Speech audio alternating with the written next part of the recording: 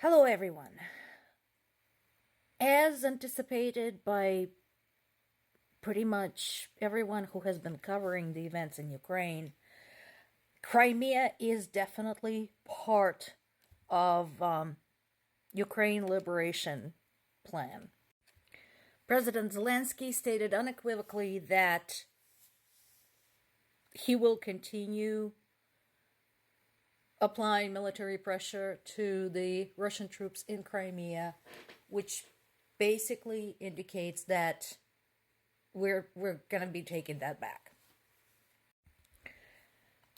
The battle for Avdiivka continues, and as is the case pretty much everywhere in Ukraine, where right now nowhere is safe, although some areas are safer than others, people simply don't have the means to leave.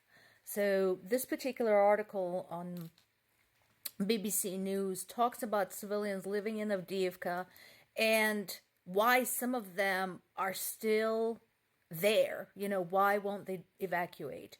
For starters, as we already know, we are dealing with Russia, who never guarantees any safety, any safe passage for the civilians. We've had evacuation corridors attacked in the past, so people are just not sure how they would even get out of there. And number two, some of these people are elderly, some of the people are sick, some people have parents who can't be moved, and so on and so forth. So as the result, we do have a small civilian population there, basically in danger daily from the Russian shelling, stuck between the rock and the hard place. Meanwhile, according to Kiev Independent, Russia is trying to mount another massive offensive in the east because it's been working so well for them so far. Heavy sarcasm.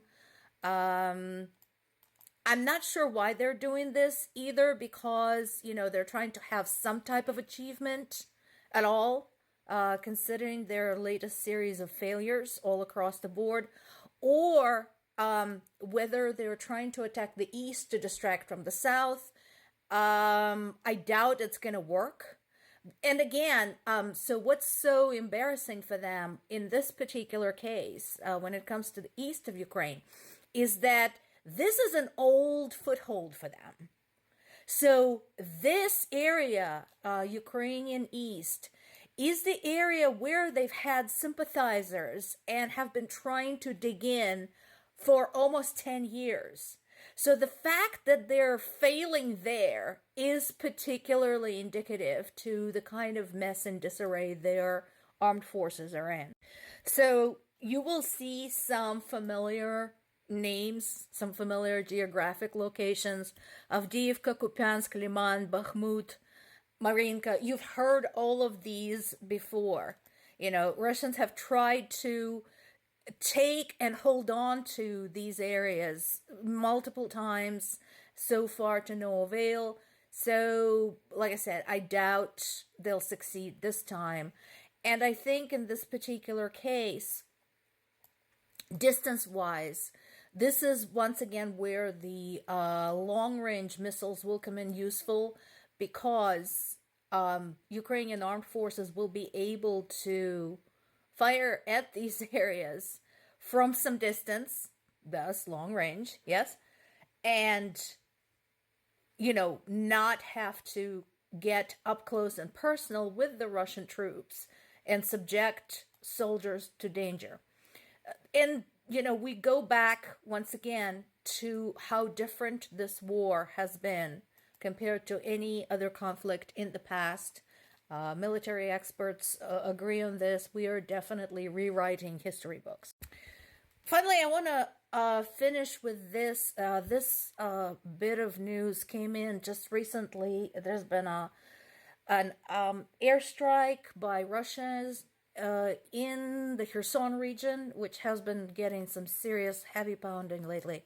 and a fire station and a hospital were damaged. So remember just recently, a week ago, thereabouts, you know, there was a lot of indignation about a hospital struck in the Gaza Strip. Everybody demanded revenge and to rain hell on Israel until it turned out that it wasn't Israel, but a stray Hamas rocket that ended up, damaging their own hospital.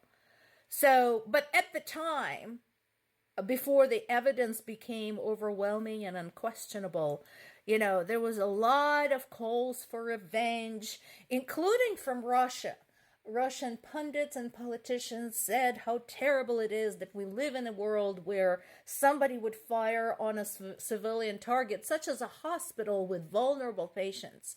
Medvedev demanded that there should be a swift strike against a country who made the rocket that struck the hospital. So, as I mentioned in one of the earlier segments, Russia had struck Ukrainian hospitals over 400 times. I think this one is like 437th or 438th time. Where are the protests? Where are the sit-ins at the U.S. Capitol? Where are the demands to rain fire and brimstone on the country that dares to fire at a hospital? Where is all this? It's like I can hear crickets. What's going on? Why is it okay to hit Ukrainian hospitals? Where are the demands for justice? Where are the protections for the patients? What's going on? Think about that.